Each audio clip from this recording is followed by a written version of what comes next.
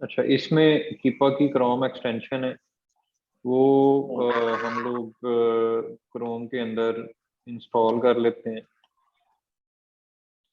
ये shared basis के ऊपर भी टूल मिल जाता है मार्केट से, और सेपरेट भी $32 या €32 या £32 पर मंथ इसकी फीस है। और मल्टीपल सेलर्स आपस में, मतलब मल्टीपल यूजर इसको आपस में शेयर कर सकते हैं। अब कीपा किस काम आता है? फॉर एग्जांपल, मैंने एक प्रोडक्ट हंट की। मैं यहाँ पे लिखता हूँ, आप कोई भी प्रोडक्ट का ना लिंक शेयर करें मेरे साथ। जहाजी, जहाजी, जहाजी। ओके, ये शीट जो है वो हम लोगों ने निकाल ली। अब इस शीट में से ये ऊपर ग्रीन जो प्रोडक्ट्स हैं, ये इनमें से हम कोई उठा लेते हैं। फॉर एग्जांपल, ये हम लोगों ने प्रोडक्ट उठा ली।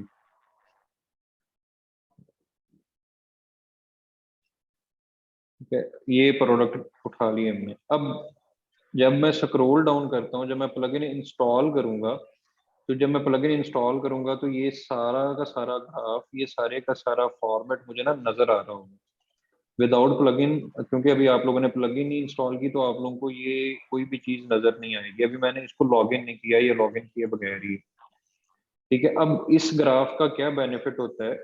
इस ग्राफ के अंदर ना, इस ग्राफ का बेनिफिट ये है कि हमें उस प्रोडक्ट की पूरी हिस्ट्री बता देते हैं।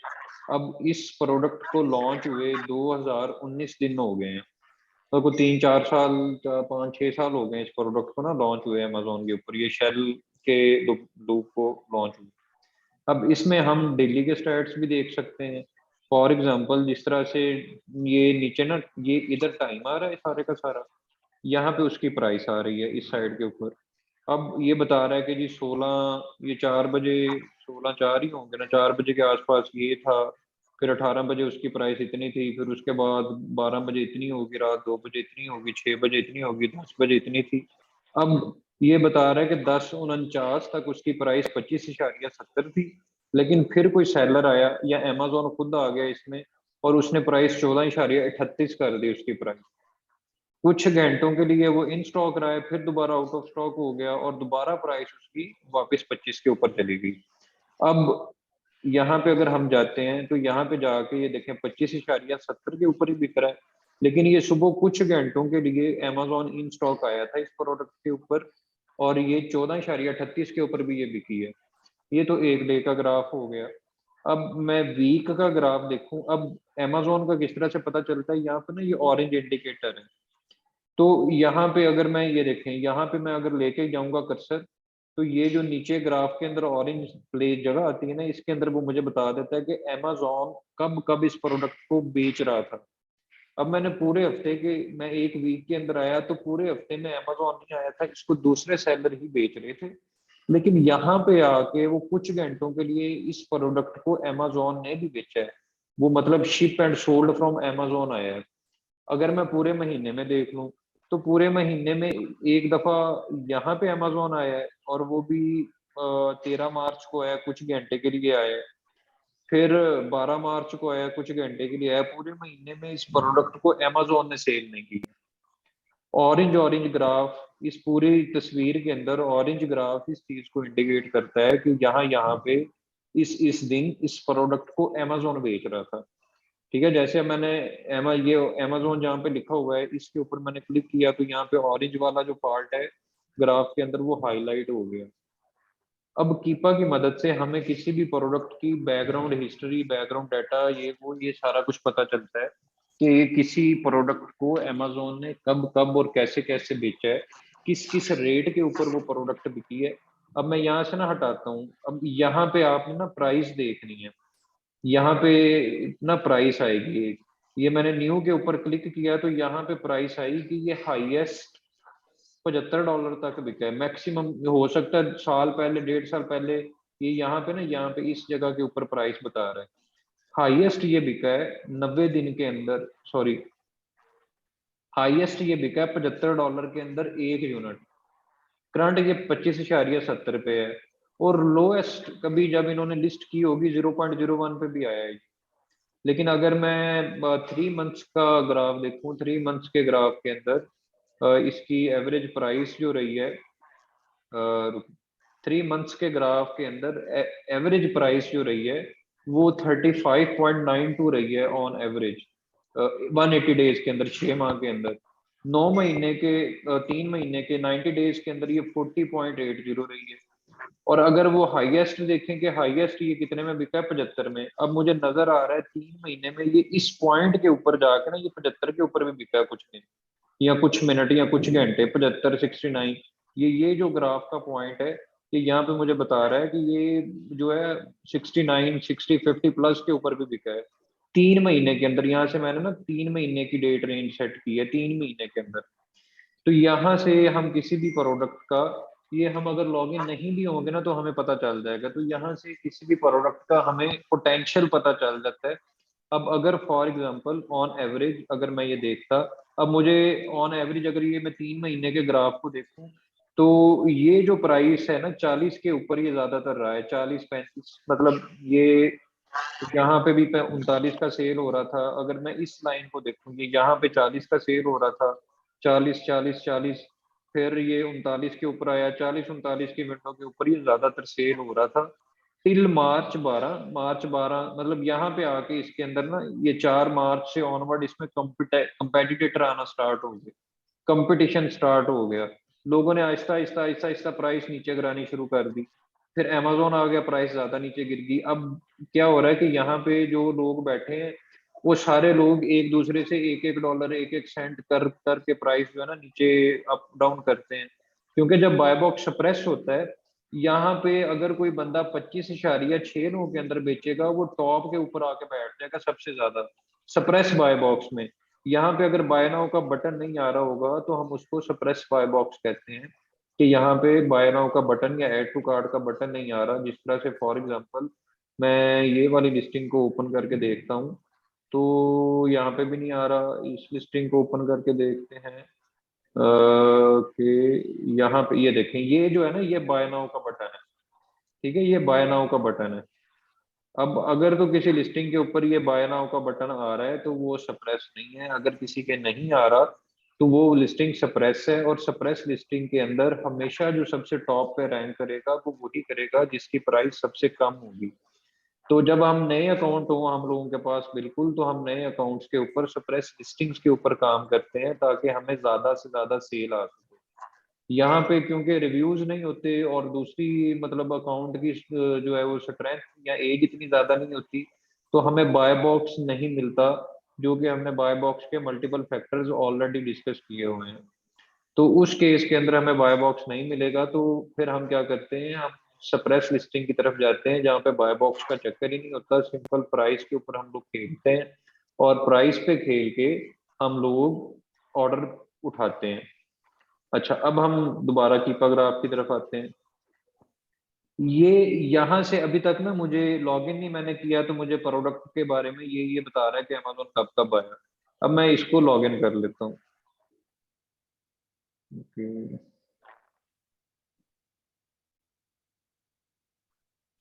इसको मैं लॉगिन कर लेता हूँ।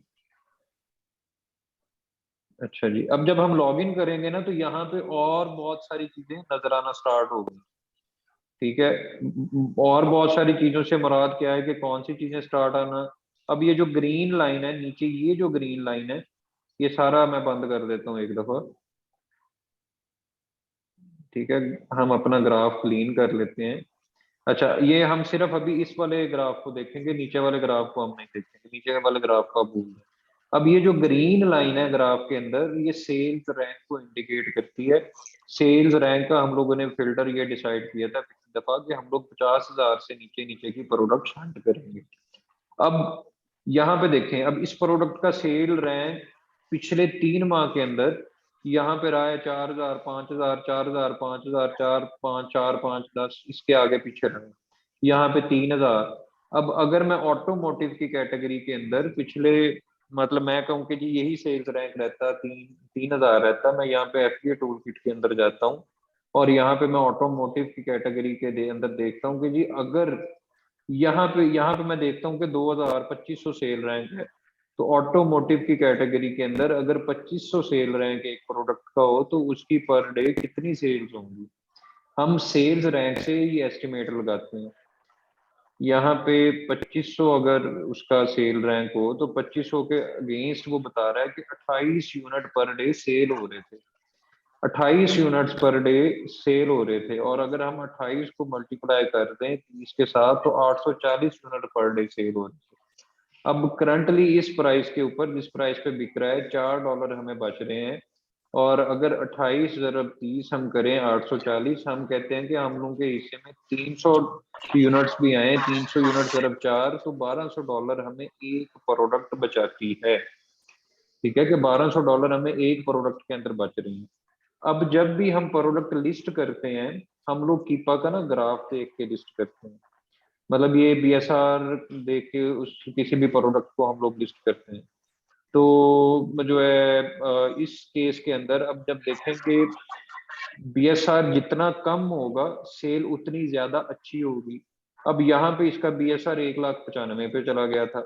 अगर मैं 1,95,000 को यहाँ पे रखूं तो यहाँ पे बमुश्किल इसका एक यूनिट 3 दिन के अंदर शायद सेल हो रहा हो। 1 every 2 day, कि एक यूनिट हर 2 दिन के बाद, अगर एक यूनिट आज सेल हुआ है तो 2 दिन के बाद अगला यूनिट सेल होगा।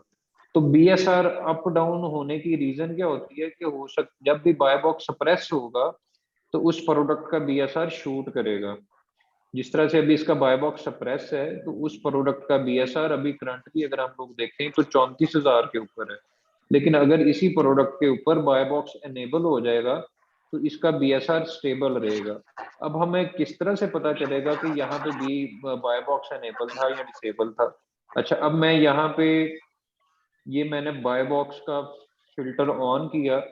जब बाय बॉक्स का फिल्टर ऑन किया तो उसने मुझे बताया कि ये जो रेड रेड जगह है या पिंक पिंक जगह है, यहाँ यहाँ पे बाय बॉक्स था।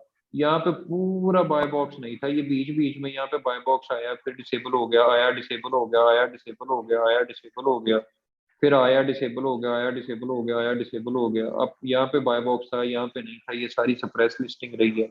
अब यहाँ पे सप्रेस होने के बावजूद इसका बीएसआर लो है। वो यहाँ पे इस वजह से लो हो सकता है कि सप्रेस के बावजूद इसकी सेल बहुत अच्छी आ रही थी। यहाँ पे इस पॉइंट के ऊपर आके हो सकता है कि सेलर्स के पास जो यहाँ पे बेच रहे थे, यहाँ पे स्टॉक खत्म हो गया हो। या ये भी पॉसिबिलिटी है कि यहाँ पे जो सेलर बेच रहे थे को कीवर्ड जिसके ऊपर ये लिस्टिंग रैंक थी वो कीवर्ड आगे पीछे हुआ हो। कोई भी फैक्टर हो सकता है। ये 22 फरवरी से लेके आपका 9 मार्च तक या ये 11 मार्च तक, ये बिल्कुल नीचे टॉप बॉटम के अंदर डेट आ रही है, 11 मार्च तक रात 11:30 बजे तक जो है ना बीएसआर बहुत ज्यादा हाई था।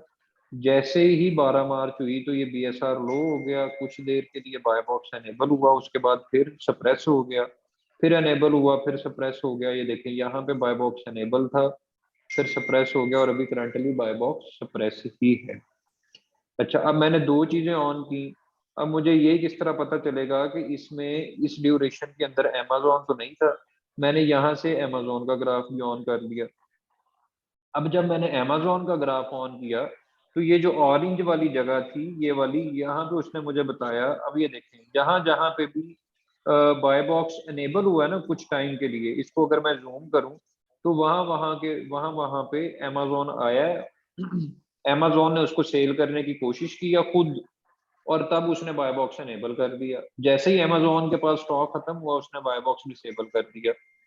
यहाँ पे उसने थोड़ा देर पहले एनेबल किया है, यहाँ पे आके उसने अपना स्टॉक निकाला है, फिर बाय बॉक्स डिसेबल कर दिया। तो अमेजोन अक्सर ये हरकतें करता है अपना स्टॉक निकालने के लिए। अब ये देखें, यहाँ पे भी बाय बॉक्स एनेबल था, और साथ ही अमेजोन आया है, उसने अपनी सेल निकाली है, सेल निकालने के बाद उसने बाय बॉक्स को डिसेबल कर दिया। ठीक है, ये चीज, इस चीज की अंडरस्टैंडिंग डेवलप हो गई।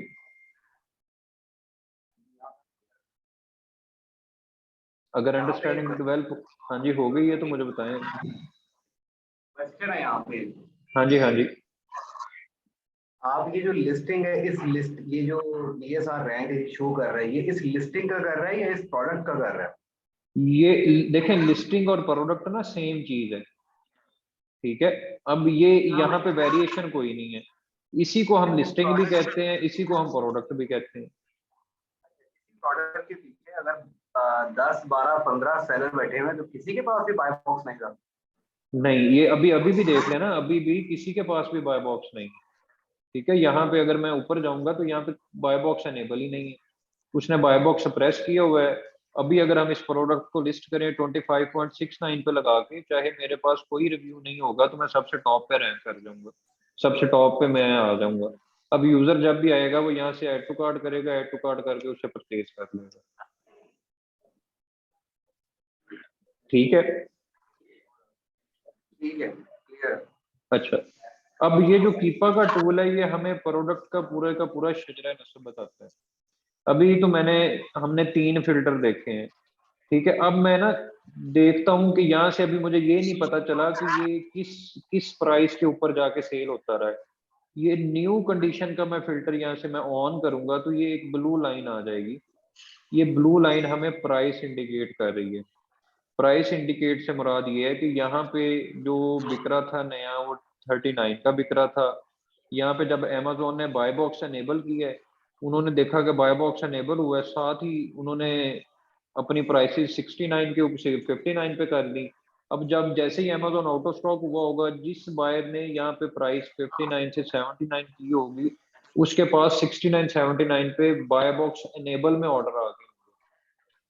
ठीक है, अब जब बाय बॉक्स एनेबल होगा तो उस टाइम ये नहीं होगा कि जिसकी प्राइस सबसे कम होगी उसको बाय बॉक्स मिलेगा। वो बाय बॉक्स के जो मल्टीपल फैक्टर्स हैं वो उसके ऊपर डिपेंड करते हुए बाय बॉक्स जिसको यहाँ पे मिल गया उसने कमा लिया। ठीक है, यहाँ पे उसने 70 75 के भी उसके पास अगर इस इतने ड्यूरेशन के अंदर 20 ऑर्डर भी आ गए या 50 ऑर्डर आ गए या 100 ऑर्डर आ गया बिलफर्ज, उसने वो $7,000 के अंदर या $6,900 के अंदर यहाँ पे प्रोडक्ट सेल की। उसके बाद जैसे ही दूसरे यूजर्स को पता चला कि अच्छा बाय बॉक्स एनेबल हो गया या इतनी प्राइस गई, उन्होंने प्राइस वॉर करके आहिस्ता आहिस्ता आहिस्ता आहिस्ता प्राइस नीचे लेके आते गए। अब ये देखें, यहाँ पे प्राइस वॉर बहुत ज्यादा सख्त थी। जब सख्त प्राइस वॉर थी तो मिनिमम प्राइस 13.97 में भी किसी बायर ने बेचा है। ठीक है, ये यहाँ पे ये प्राइस वॉर को इंडिकेट कर रहा है कि with the passage of time Aahista Aahista Aahista Aahista उस प्रोडक्ट की प्राइस डिक्लाइन की तरफ जा रही है। और अब अगर हम करंटली उसकी प्राइस देखें तो 25 के ऊपर भी है और कोई 14 के ऊपर भी आके बेच रहा है। वो 14 पे भी शायद होगा या कोई, अगर था अब नहीं है, तो 25.70 के ऊपर भी करंटली बेच रहा है। तो कीपा ग्राफ हमें ये सारे डिसीजन लेने के अंदर जो है ना वो हेल्प आउट करता है। फॉर एग्जांपल हम लोगों ने यहाँ पे अगर 40 पर 30 प्रोडक्ट शॉर्ट लिस्ट की है तो ये 30 की 30 प्रोडक्ट्स अकाउंट के ऊपर नहीं लगेंगी। यहाँ पे हम उसका वेट और ये सारी चीजें तो देख ही रहे होते हैं, लेकिन उसके साथ साथ हम कीपा ग्राफ को भी स्टडी करके उस प्रोडक्ट की हिस्ट्री देखते हैं कि प्राइस कंपटीशन उसके अंदर कितना था, अमेजोन उसके अंदर कब कब रहा है, कब कब वो प्रोडक्ट जो है उसका बाय बॉक्स एनेबल रहा है। तो अगर एनेबल रह रहा है, इन रूटीन के अंदर एनेबल रह रहा है, तो डिसेबल कब कब हुआ है। लाइक हम यहाँ पे कोई इस तरह की प्रोडक्ट देख लेते हैं, उसका कीपा ग्राफ देख लेते हैं जिसका बाय बॉक्स एनेबल ही रहा हो। अब लाइक इसका बाय बॉक्स एनेबल ही रहा होगा तो ये कीपा ग्राफ लोड हो रहा है। यहाँ पे लॉग इन किया। ठीक है, अब ये देखें, अब इसमें ये सारी रेड लाइन या पिंक लाइन जो है ये एक सीक्वेंस के अंदर जा रही है। तो इसका मतलब है कि ये सारा बाय बॉक्स एनेबल था, सारे का सारा। यहाँ पे जाके यहाँ से लेके यहाँ तक बाय बॉक्स डिसेबल हुआ है। रुके मैं ग्राफ को क्लियर कर लेता हूँ। ठीक है,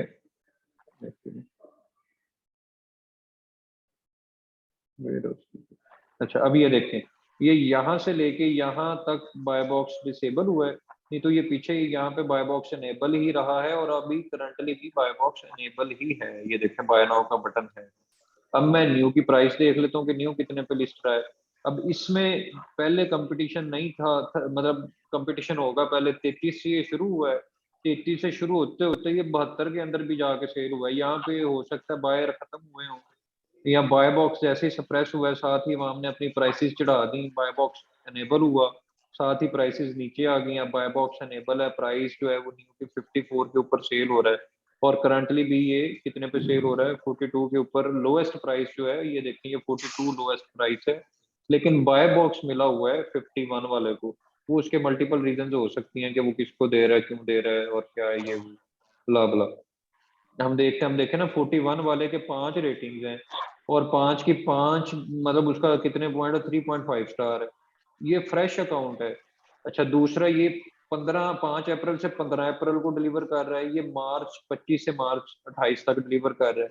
एक तो इसका ट्रांजिट टाइम कम है, कम टाइम के अंदर ये डिलीवर कर रहा है, ये ज्यादा टाइम में डिलीवर कर रहा है। दूसरा इसकी रेटिंग गंदी है, इसकी रेटिंग अभी है ही नहीं, न्यूली लॉन्च है।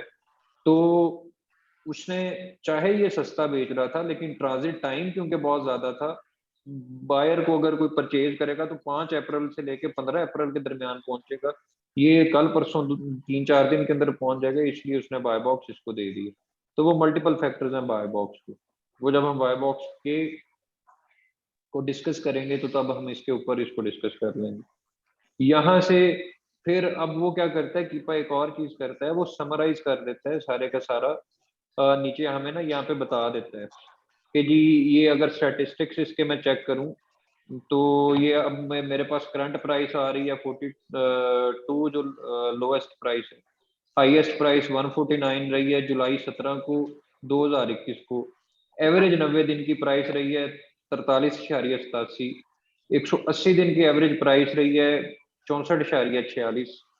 ठीक है, और उसके अलावा सेल्स रैंक के ऊपर आ जाए, फिर कुछ लोग यूज्ड के अंदर भी सेल कर रहे थे, सेल्स रैंक के ऊपर आ जाए, ये सारा सेल्स रैंक भी बता रहा है। ये यहाँ पे भी उसने ना सेल्स रैंक को समराइज कर दिया। हम हमेशा से जो मेन कैटेगरी है उसके अंदर बीएसआर को चेक करते हैं। लाइक इसकी मेन कैटेगरी कौन कौन सी मेन कैटेगरीज हैं, अगर कोई कैटेगरी एफपीए टूल किट के ऊपर मेंशन नहीं है तो वो मेन कैटेगरी नहीं, वो सब कैटेगरी है। तो बीएसआर को कभी भी सब कैटेगरी के ऊपर चेक नहीं किया जाता। फॉर एग्जांपल यहाँ पे अब ये जो कैनिंग जार्स हैं ये सब कैटेगरी है, और ये देखें जो सब कैटेगरी होगी ना उसके साथ ये इस तरह से ये निशान होगा, ये सिंबल होगा ये वाला। जो मेन कैटेगरी होगी उसके साथ ये सिंबल नहीं होगा, ये ट्री का सिंबल नहीं होगा। ठीक है, हम हमेशा से kitchen and dining main category है, हमें किस तरह से पता चलेगा ये मेन कैटेगरी है या नहीं। हम एफबीए टूल किट में जाते हैं, यहाँ पे हम लोग सर्च करते हैं कि किचन एंड डाइनिंग की कोई कैटेगरी पड़ी है। ये देखें, ये किचन एंड डाइनिंग की कैटेगरी पड़ी है।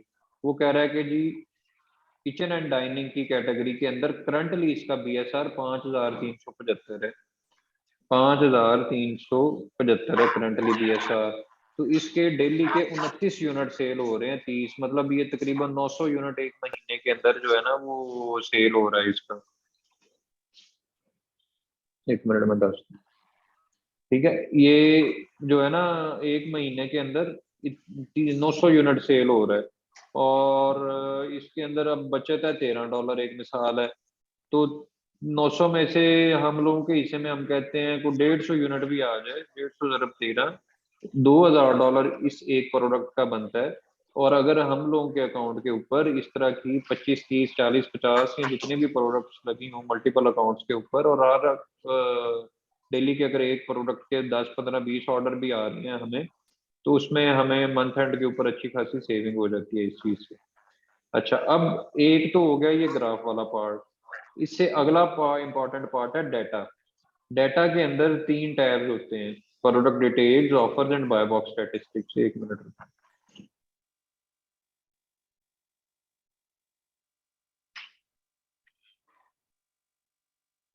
अच्छा, यहाँ तक कोई क्वेश्चन, कोई चीज समझना आई हो?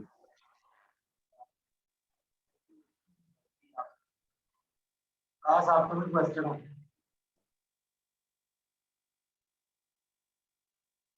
खास का माइक हाँ जी, नहीं है क्वेश्चन कोई? समझ नहीं आ रही आज? नहीं आ समझ आ रही है। लेकिन अच्छा। आपने ना एक काम करना है कि शीट में से ना 2-3 प्रोडक्ट्स निकालनी है। हाँ जी। निकाल के आप अगर आपसे उसको रेड या ग्रीन करना है कि उसको आप कैसे ग्रीन की कैसे करेंगे, आप उसको रेड क्यों करेंगे उसको। ये उधर से ही प्रोडक्ट्स निकली हैं, ये इनको भी हम एनालाइज करके रेड और ग्रीन कर लेते हैं। अच्छा, अब मैं प्रोडक्ट डाटा के अंदर आके मैं प्रोडक्ट डिटेल्स के अंदर आया, तो यहाँ पे उसने मुझे उस प्रोडक्ट की सारा कुछ ए टू जी, अलिफ से लेके ये तक हर चीज की इंफॉर्मेशन उसने मुझे प्रोवाइड कर दी।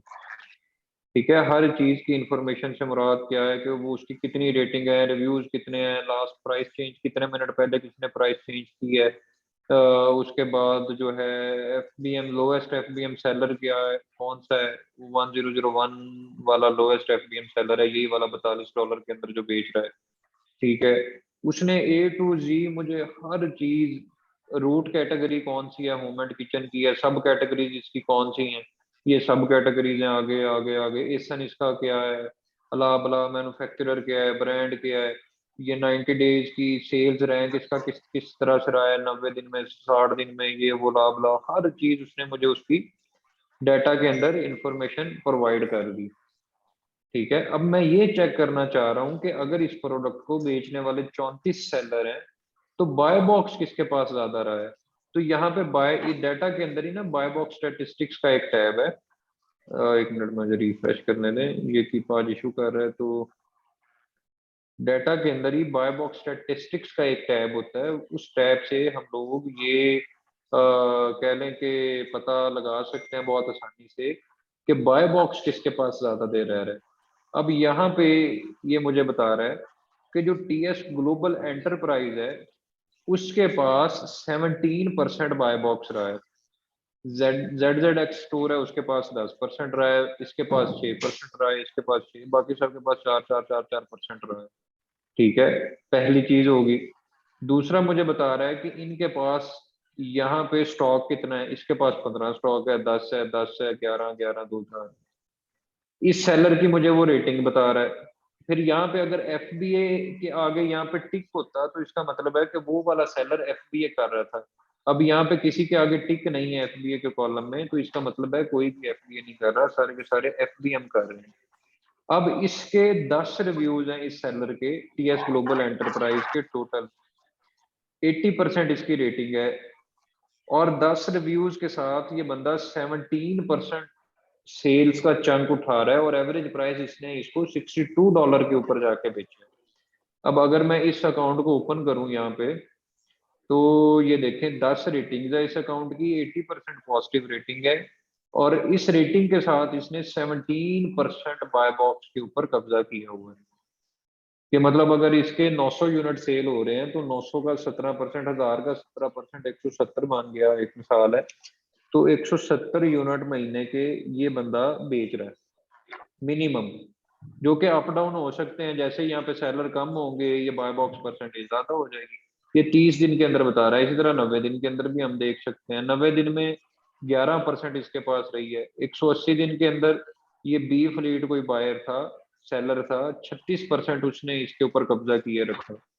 लेकिन वो बड़ा सेलर था, उसके रिव्यूज 3500 रिव्यूज थे। ठीक है, तो यहाँ से हमें पता चल जाता है कि किस टाइप का अकाउंट जो है वो इसके बाय बॉक्स को विन कर रहा है।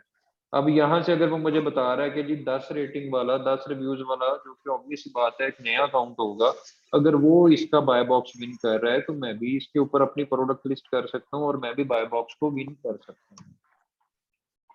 ठीक है, एक तो ये फैक्टर हो गया। दूसरा फैक्टर किसी भी प्रोडक्ट को डिसाइड करने के अंदर सबसे इंपॉर्टेंट ये होता है कि वो प्रोडक्ट ग्लास प्रोडक्ट ना हो, ऐसी प्रोडक्ट ना हो कि जिसको शिपमेंट के दौरान वो प्रोडक्ट टूट जाए।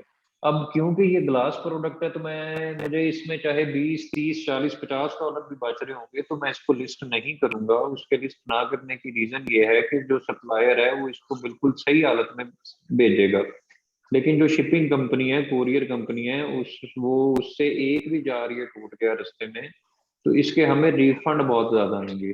तो हम कभी भी इस तरह की प्रोडक्ट नहीं लगाते, पहली चीज। दूसरी चीज ये कि हम कभी भी लिक्विड नहीं लगाते। ज्यादातर केसेस में 80% लिक्विड जो है वो हम नहीं लगाते। अब लिक्विड से मुराद क्या है? लिक्विड से मुराद ये, फॉर एग्जांपल अगर इसकी पैकिंग ही, इस पैकिंग की शेल के, इस लिक्विड की पैकिंग अगर उन्होंने सही करके ना भेजी, कोरियर कंपनी में रास्ते में ये फेंक दिया, तो गिर गया अगर उनसे, अगर इस चीज की लीकेज हो गई, तो ये सीधा सीधा क्लेम है, सीधा सीधा आपसे वो यूजर रिफंड लेगा और आपको नेगेटिव रिव्यू भी दे सकता है। तो हम लोग अमूमन लिक्विड प्रोडक्ट्स नहीं लगाते, हम लोग ग्लास की बनी हुई प्रोडक्ट्स नहीं लगाते। अगर को बहुत ज्यादा मजबूरी हो तो उस केस के अंदर हम लोग जा सकते हैं, लेकिन लिक्विड से, सॉरी, ग्लास से हमेशा अवॉइड किया जाता है, क्योंकि ग्लास के अंदर क्लेम बहुत ज्यादा आते हैं। इलेक्ट्रॉनिक्स की आइटम के अंदर अवॉइड किया जाता है। इलेक्ट्रॉनिक्स की आइटम्स मतलब ये टीवी हो गया, ओवन्स, ये वो ला बला, क्योंकि इन प्रोडक्ट्स की अमूमन 1 साल की वारंटी होती है। और जब वो बंदा वारंटी क्लेम करेगा, वो उसने 6 महीने के बाद भी अगर वारंटी क्लेम की तो अमेजोन आपके अकाउंट से पैसे काट लेगा। और पॉसिबिलिटी है कि आगे से आपको वो जो है ना, जहाँ से आपने बाय किया हो, वो कहेंगे जी आप प्रोडक्ट हमें शिप करें, हम वारंटी क्लेम करेंगे। तो वो एक लंबा चक्कर पड़ जाता है। तो उस वजह से भी हम लोग जो है वो इलेक्ट्रॉनिक्स की आइटम्स को अवॉइड करते हैं। ग्लास, लिक्विड, इलेक्ट्रॉनिक्स, ये वाली आइटम्स हम ड्रॉप शिपिंग के अंदर अवॉइड करते हैं। ड्रॉप शिपिंग के अंदर पीएल और होलसेल के अंदर क्राइटेरिया और सिनेरियो थोड़ा सा डिफरेंट होता है। ठीक है। अब अगर इस कीपा ग्राफ से अब कोई हम ऐसी प्रोडक्ट देखते हैं जहां से जिसके ऊपर ना वेरिएशन हो, इसके ऊपर वेरिएशन नहीं होगी, इसके ऊपर ओके, मैं आपको ना ये भी बता दूं कि वेरिएशन किस तरह से चेक की जाती है। कीपा ग्राफ ना हमें ये भी बता देता है कि कौन सी वेरिएशन ज्यादा सेल हो रही है। ओके, इसकी भी वेरिएशन नहीं है, नहीं है। ये देखिए, अब फॉर एग्जांपल ये वाली ये आइटम है, और ये तो ओरिजिनल, ठीक है, ये वाली आइटम है।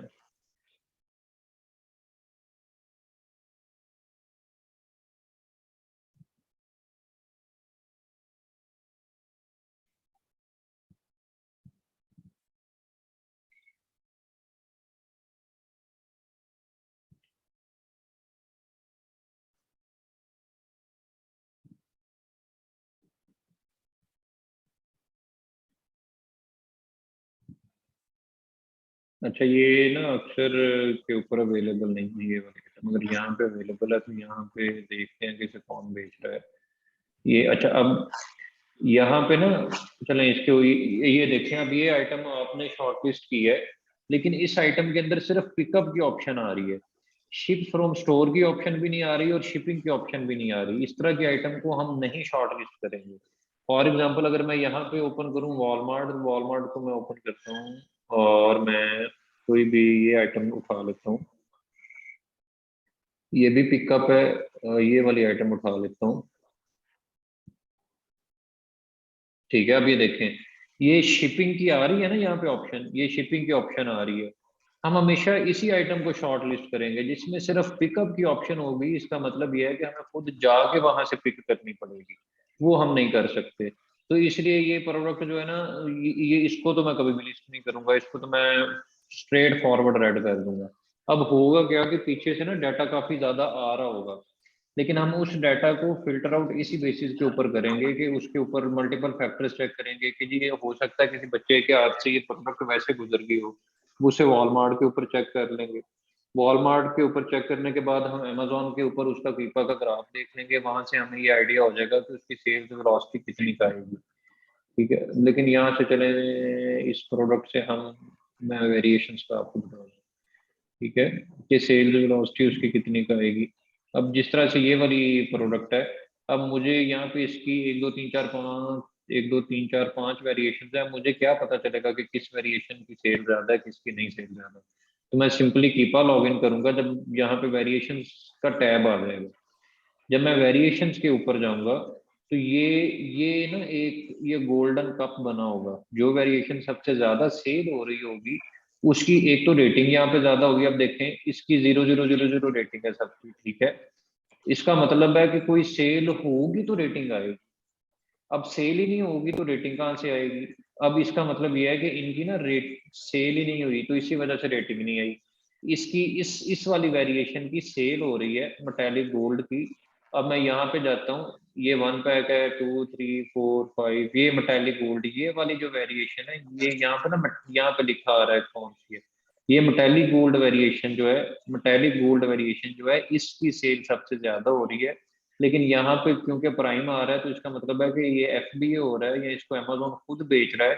तो ये वाली प्रोडक्ट, और इसको अब जब मैं ग्राफ के अंदर देखता हूँ तो पिछले 3 महीने के अंदर अमेजोन एक भी दफा आउट ऑफ स्टॉक नहीं हुआ ये सिर्फ एक दिन के लिए हुआ है, वो भी कुछ घंटों के लिए। यहाँ पे आके ना ये वाइट सी लाइन नजर आ रही है, ये यहाँ पे कुछ मिनट्स के लिए या कुछ घंटों के लिए वो अमेजोन आउट ऑफ स्टॉक हुआ है।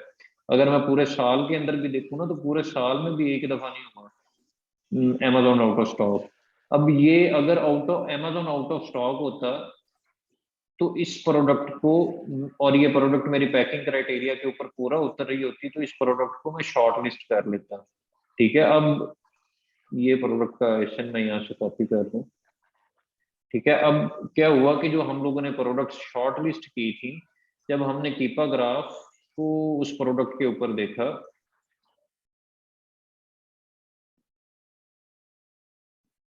तो कीपा ग्राफ ने जो चीज इंडिकेट की, एक ये है और दूसरी प्रोडक्ट है जी ये वाली, कितने है यहाँ पे तो है ही नहीं।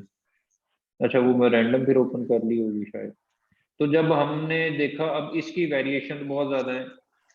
ये अगर यहाँ पे सिर्फ यही 3 वेरिएशंस होती तो इसके ऊपर मैं काम करता। अब यूजर के पास ना चॉइस बहुत ज्यादा है, तो मैं नहीं चाहता कि मैं अपनी स्लॉट जाया करूँ उसमें। अब मैं देखता हूँ ऐश क्या है ना, ये है। अब मैंने ये देखना हो कि इसमें से कौन सी वेरिएशन ज्यादा सेल हो रही है। ठीक है, अब मैं यहाँ पे आया, हम ये सपोज करते हैं कि इस प्रोडक्ट का पिकअप वाला सिनेरियो नहीं है इस प्रोडक्ट का।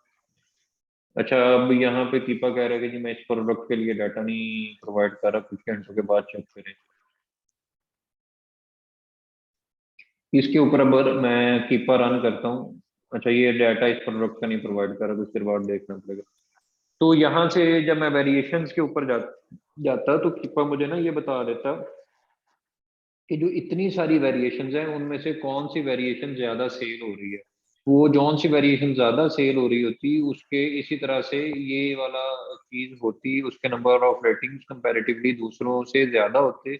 और मैं फिर उस प्रोडक्ट के अगर दूसरे पैरामीटर्स फुलफिल हो रहे होते तो फिर उनकी बेस के ऊपर उस प्रोडक्ट को मैं शॉर्ट लिस्ट करता। अब अगर हम चेक करने बैठेंगे, ये जो 20-22 आपने 30 प्रोडक्ट्स ग्रीन की हुई हैं, अगर मैं इसको कीपा के ग्राफ के अकॉर्डिंगली फर्दर क्राइटेरिया को नैरो डाउन करते हुए इसका एनालिसिस करूंगा, तो इसमें से 2 से 3 ही निकलेंगी, बाकी सारी रेड हो जाएंगी। ठीक है, अब हम क्या करेंगे कि हम पीछे 2 क्लासेस के अंदर जितने हम लोगों ने प्रोडक्ट हंटिंग का क्राइटेरिया पढ़ा है, प्लस जो कीपा ग्राफ का क्राइटेरिया है, इन तीनों को हम मर्ज करके प्रोडक्ट्स को शॉर्ट लिस्ट करना भी शुरू करेंगे। अब जब हम इन तीनों को मर्ज करके शॉर्ट लिस्ट करेंगे प्रोडक्ट्स, तो हम लोगों के पास क्रीम निकलेगी सारी की सारी।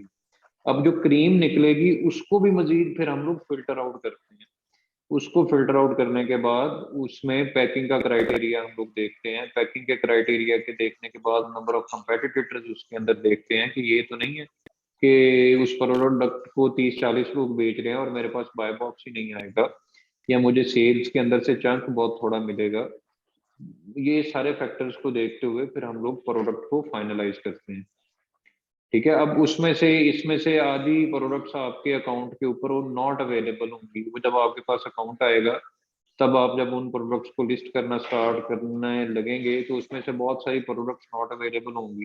तो इन 25-30 में से 10-15 तो वैसे ही उड़ जाएंगी।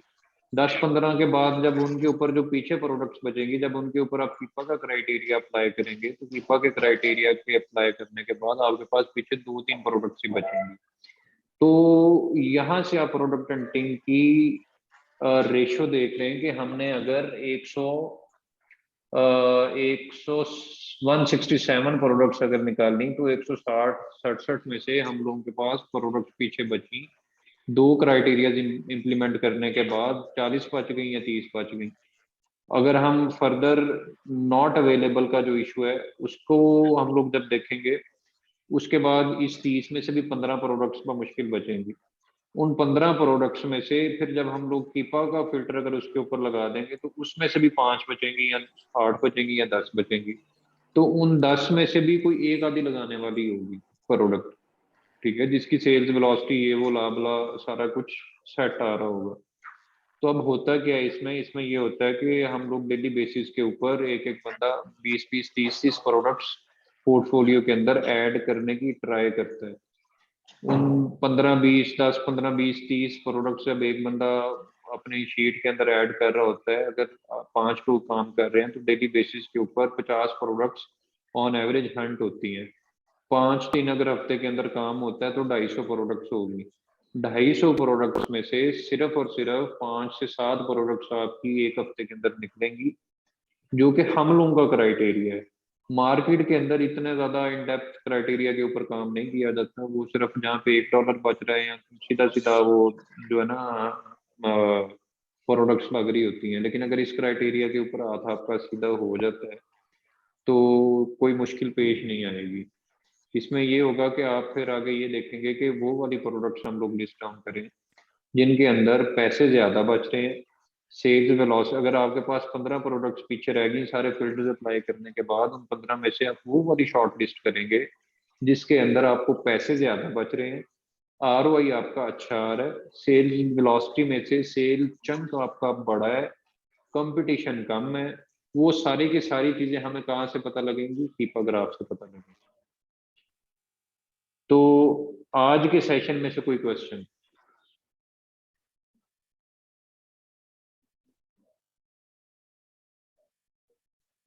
सब क्लियर है? एक मिनट।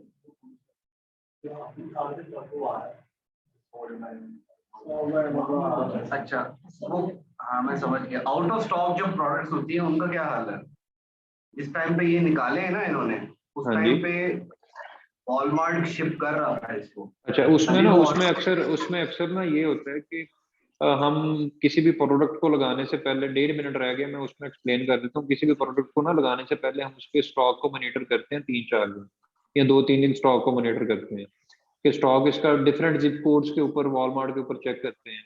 वो 5-7 डिफरेंट यूएस के ना जिप कोड्स के ऊपर चेक करते हैं कि डिफरेंट जिप कोड्स के ऊपर अगर तो उसका स्टॉक अवेलेबल है तो फिर हम उस प्रोडक्ट को लिस्ट करेंगे, वरना उस प्रोडक्ट को लिस्ट नहीं करेंगे। अगर सिर्फ एक जिप कोड के ऊपर आ रहा है अवेलेबल टू सेल या sold and ship by Walmart, जिस तरह से अभी हमने चेक किया था, तो किसी एक के ऊपर आ रहा है तो उसको छोड़ देंगे। अगर मल्टीपल के ऊपर आ रहा है तो फिर हम उसको प्रोसीड करेंगे, उस लिस्ट को, उस प्रोडक्ट को। अच्छा, दूसरा ये है कि जिस टाइम पे आप जिप चेंज करते हैं ना वॉलमार्ट के ऊपर, तो बहुत दफा ऐसे होता है कि वो जो पिकअप का ऑप्शन है ना वो खत्म हो जाता है फिर। मैं वही कह रहा हूँ कि हम जिप बदल बदल के देखते हैं, लेकिन अगर 10 में से 5 जिप मैंने चेक, 5 जिप में से 3 चेक की, 3 के ऊपर पिकअप आ रहा है तो उस प्रोडक्ट को मैं कभी भी लिस्ट नहीं करूंगा, क्योंकि अगर 3 उसी जिप कोड से आगे ऑर्डर तो मेरा अकाउंट रुक जाएगा, मैं शिप नहीं कर पाऊंगा। फर्नीचर की आइटम कर सकते हैं ना? हाँ जी, फर्नीचर की आइटम कर सकते हैं। अच्छा, उनके रिव्यूज के अंदर होता है कि उनका पेंट खराब हो रहा है, ऐसे खराब हो रहा है। वो रिव्यू प्रोडक्ट का होगा, वो सेलर का नहीं होगा। अगर सेलर के ऊपर भी कोई रिव्यू आके दे, हम अमेज़न से रिक्वेस्ट करके वो रिव्यू रिमूव करवा सकते हैं।